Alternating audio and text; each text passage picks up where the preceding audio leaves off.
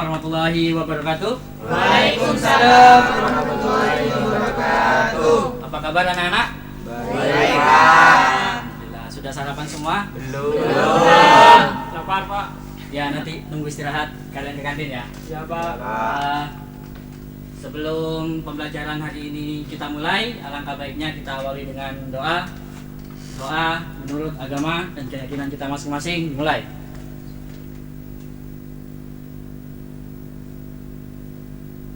Dapat diakhiri. Sebelum Bapak mulai, kita absensi dulu ya. Bapak.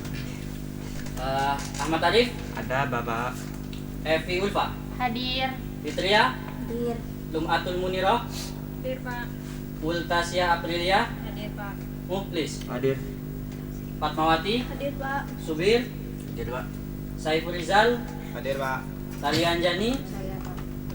Turmudi, Ada, Pak. Nur Rizky Dara. Hadir, Pak. Semua ya.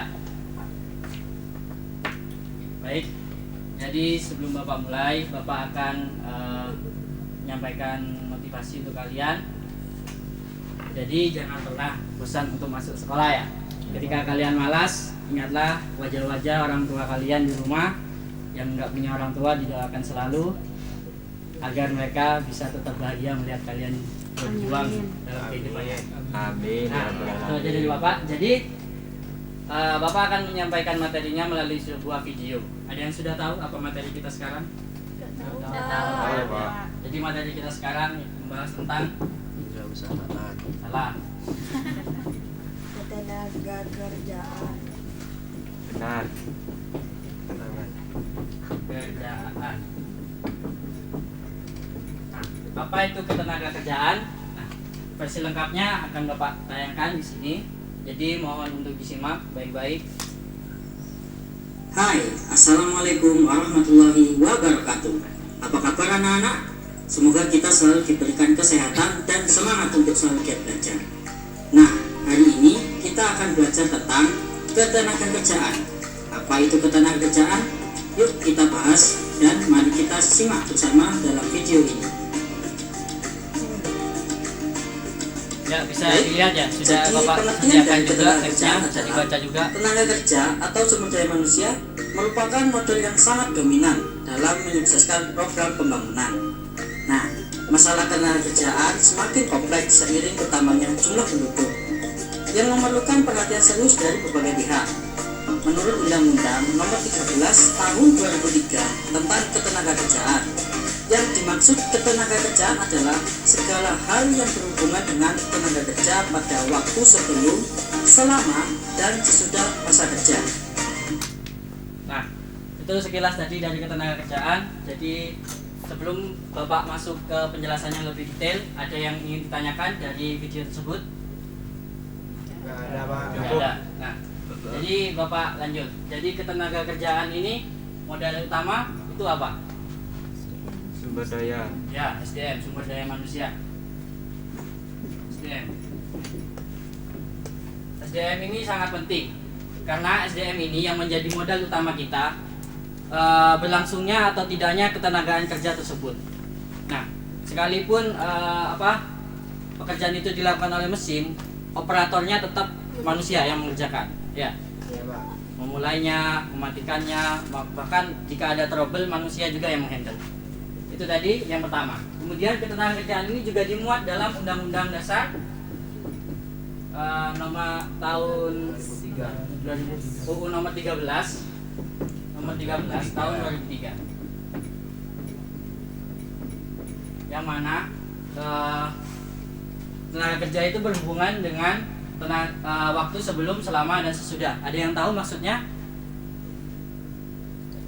Nggak tahu. Nah, maksudnya adalah, jadi dalam Undang-Undang Dasar ini, ketenaga kerjaan itu begitu sangat krusial atau penting. Kenapa, Pak? Nah, kita sebelum bekerja ada surat lamaran dan interview kan? Nah, itu untuk memastikan kesepakatan kita, bagaimana kita nanti bekerja sama dengan kolega atau bos kita atau atasan di tempat kita bekerja, bagaimana kinerja kita akan berlangsung. Ya, jika tidak diajukan kontrak ataupun aturan, maka karyawan yang kita miliki, seumpama kita menjadi bos ya, Amin.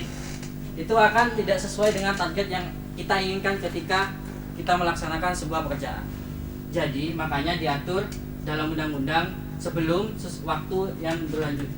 Nah, kemudian selama waktu berlangsung. Ya, selama waktu, maksudnya waktu yang berlangsung. Di situ kita membentuk kesepakatan di mana tentang gaji ya. Terus waktu kita bekerja, kemudian pelanggaran-pelanggaran yang mungkin kita akan hindari sehingga tidak ada trouble ketika kita bekerja. Ya, kemudian di sesudah masa bekerja ya, sesudah ini kita memuat seperti ini. Ketika kita melakukan pelanggaran itu pasti kena SP ya. Kalau di perusahaan itu SP. Jadi surat peringatan.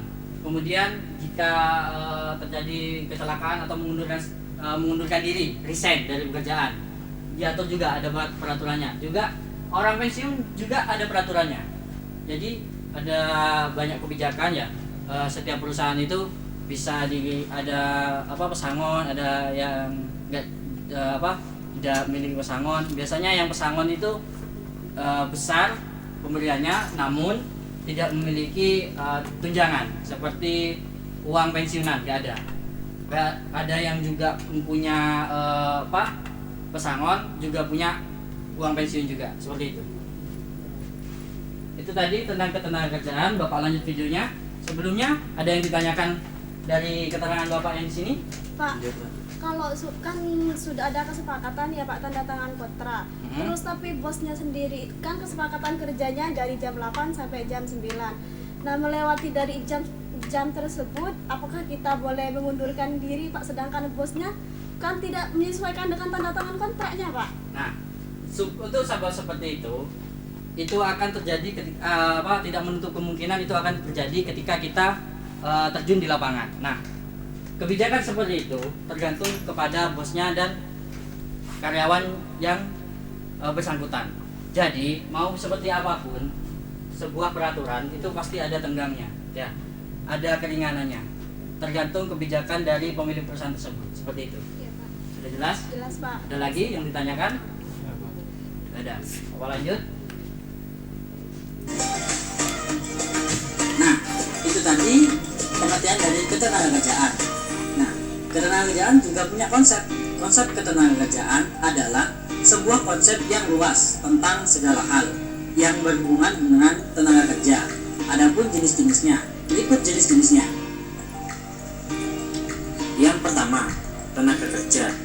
Tenaga kerja dalam pasal 1 ayat 2 Undang-Undang Nomor 13 Tahun 2003. Nah, itu tadi pembahasan tentang konsep ya. Jadi sebelum kita masuk ke konsep itu dalam ketenagakerjaan memiliki arti luas yang mencakup yang pertama tenaga kerja, kesempatan kerja, dan banyak yang lainnya. Nah, sebelum kita masuk ke konsep, akan Bapak beri pertanyaan yang mana memuat yang tadi ya, tentang materi yang pertama tentang ketenagakerjaan. Saiful Rizal, bisa dijelaskan kenapa SDM ini menjadi objek yang sangat penting? Karena di setiap ketenagakerjaan itu pasti butuh SDM, Pak. Ya. Untuk apa? Untuk keberlangsungan ketenagakerjaan tersebut. Oh ya. Baik, berarti paham ya. Iya, Pak. Kemudian untuk saudara termudi, dalam Undang-Undang Nomor 13 dimaksud sebelum, selama, dan sesudah. Maksudnya apa? Lupa Pak. Lupa, ada yang ingat? Lumatul? Lupa. Nah, Lupa Pak. apa ya? Iya, Pak. Baik. Biar nanti bisa dibaca Ini Pak tahu Pak. Kamu tahu? Ya. Mohon coba jawab. Jadi sesuai dengan undang-undang kita seorang SDM membutuhkan pekerjaan di mana pertama kita melakukan pengantaran surat, yang kedua melakukan interview dengan HR dan juga usaha untuk menyetujui kesepakatannya. Yang ketiga tentang kontrak, di mana kontrak itu mencakup tentang yang 1 dan 2 tadi. Ya, cukup. Terima kasih jawabannya Mas Arif. Nah, untuk pertemuan besok karena waktunya tidak cukup ya, kita akan membahas tentang konsep. Ya, kemudian jangan lupa materi yang pertama diresum ya. Mungkin itu saja dari Bapak. Tetap semangat belajarnya. Itu jangan lupa ya resumnya ya, nanti di koordinator Talia ya. Ya, Pak. Bapak tutup. Assalamualaikum warahmatullahi wabarakatuh. Waalaikumsalam warahmatullahi wabarakatuh. Tuh.